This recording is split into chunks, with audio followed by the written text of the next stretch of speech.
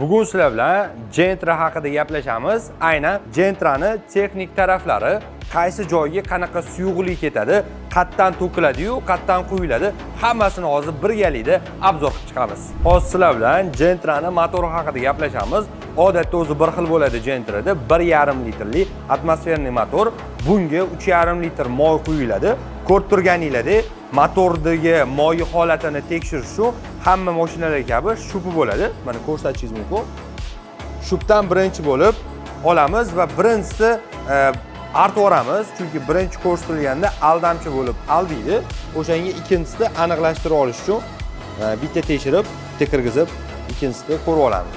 Xo'p, bu yerda ko'rishingiz mumkin, maksimal darajada mashinadagi moy holati ko'rinyapti. Endi moyni o'zini ko'ramiz, ya'ni quyuq suyuqligi, vyaskisi nazarda tutilyapti.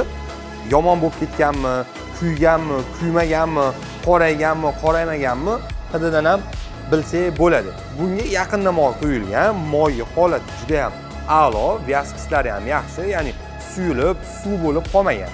Moyxonaga har kirib kelgan mashinani moyni to'kmasdan oldin xuddi shu hozirgi shub orqali tekshirib olish kerak, chunki biz to'kmasimizdan oldin kelgan mashinani moyi qanaqa holatda edi, buni bilish juda ham zarur. Hozir birgalikda pastga tushamiz va moyni to'kish joylari, filtr qayerda turadi, hammasini ko'rib chiqamiz.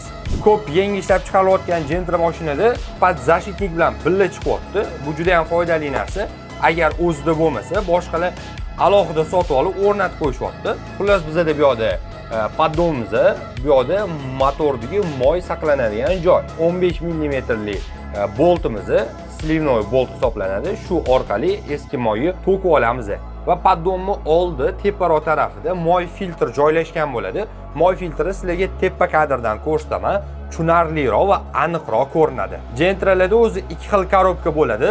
Bittasi mexanika, bittasi avtomat. Bizning sharoitda bu avtomat korobka. Avtomat korobkaga qanaqa moy quyiladi, necha litr ketadi, hozir hammasini batafsil tushuntiraman. Xo'p, avtomat korobkamizning poddomi o'ng tarafda joylashgan bo'ladi, sizlar tarafdan chap tarafda. Xullas, bu poddomga korobka moyi ATF Dextron 6 moyi quyiladi va 7 litr moy ketadi. 11 ключ orqali bitta bolt bo'ladi. O'sha slivnoy boltdan to'kib yuboriladi va tepadan kapot ichki tarafida yangi moy quyib beriladi. Moylarning turi har xil bo'ladi. Sintetik moydan, ya'ni 0,20 moydan tortib, mineral 20 ga 50 moygacha bo'ladi. Aynan Gentra mashinalariga 5 ga 30 moyi tavsiya qilinadi. Agar mashinani probegi juda ham katta yoki motor moy yeyotgan bo'lsa, motorist tavsiyasiga asosan boshqa moyga o'zgartirish kerak bo'ladi. Quyilayotgan moyga qaraganda sal quyuqroq, ya'ni 5 ga 30 quyilayotgan bo'lsa, 5 ga 40 yoki 10 ga 40 moyga o'tkaziladi. Moy filtri sizlarga tepa kadrdan ko'rsatib bermoqchi edim, aniqroq va tushunarliroq bo'lishi uchun.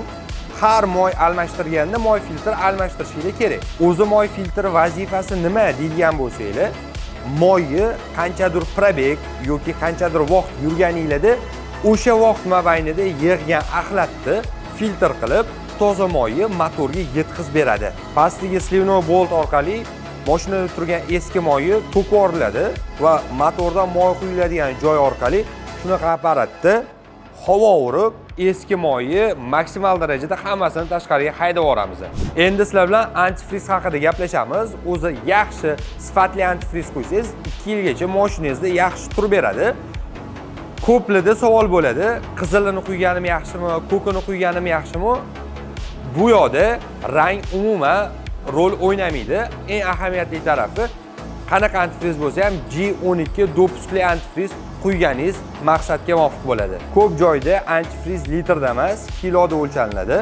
Agar antifrizni almashtiraman deydigan bo'lsangiz, 6 kilo atrofida antifriz ketadi. 2 yil davomida qatladandir oqishi, ya'ni uchechka bo'lishi mumkin yoki kunlar suv paytida ispareniya bo'lishi mumkin. O'sha paytda dalivka qilish kerak bo'ladi.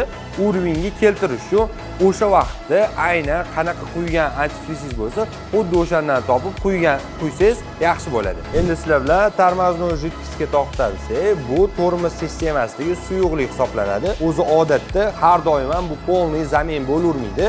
Vaziyatdan kelib chiqqan holda dalivka qilinadi yoki qattandir uchechka qattandir oqayotgan bo'lsa yoki kolodkangiz yetib kelgan bo'lsa, bu avtomatik tarzda pasayib sistemani ichiga tushib ketadi. Kalotkani yengilaganingizdan keyin bu o'zi urovingga to'g'ri kelib qoladi.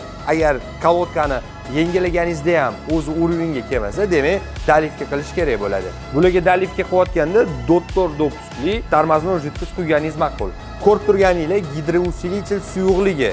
Ustalarning tilida bu gidravlika moyi hisoblanadi. Bu ham qanchadir vaqtda yoki kilometrajda almashtirish kerak degan joyi hech qayerda yozilmagan. Vaziyatdan kelib chiqqan holda rulingiz qayiltirayotganingizda, burayotganingizda qattiqlashib qolgan bo'lsa yoki qanaqadir dovush chiqarayotgan bo'lsa, kamayib qolgan bo'lsa, bemalol almashtirishingiz mumkin bo'ladi yoki vaziyatga qarab dalivka qilganingiz ma'qul bo'ladi. Bunga ATF2 moyda dalivka qilamiz.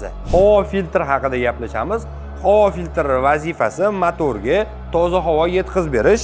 Buni joyi xuddi shu yerda turadi.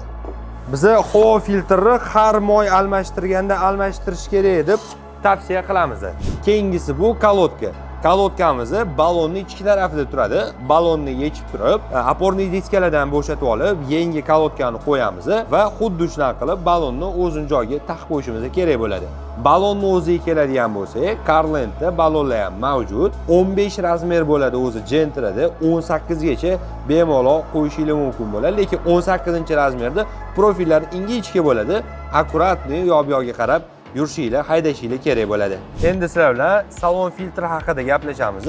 Bu Gentrani bardachoni pastki tiydiga qismida joylashgan bo'ladi. Buni vazifasi konditsioner yoki pechga yoqqaningizda tashqaridan kirib kelayotgan havoni tozalab, salon ichiga toza havo yetkazib beradi. Endigina navbat toplimli filtr bilan Pampers orqa sideniyani tiyda joylashgan bo'ladi. Benzin asos bilan birgalikda Pampersni har 15 ming kilometrda almashtirishni tavsiya qilamiz.